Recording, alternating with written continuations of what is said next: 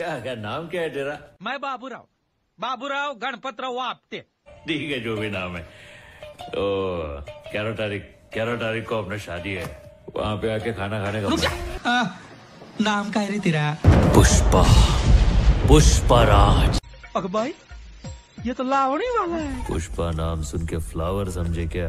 मैं क्या करेगा बाबा जान के तेरे को कि तू कौन है? फ्लावर नहीं, फायर है। अच्छा बोलो, तुम्हारी समस्या क्या है? बोल। जितना मांगूंगा दे नहीं पाओगे, तो चलो तुम्हारे लिए 5 लाख। तेरा बाप यहाँ छोड़कर गया था कि तेरी माँ? पुष्पराज, मैं झुकेगा नहीं। खोपड़ी तोड़ का। पुष्पा नाम सुन के फ्लावर समझे क्या? फिर से आ गए रे बाबा, इधर जहर खाने का पैसा नहीं है। तू जा रे, जा।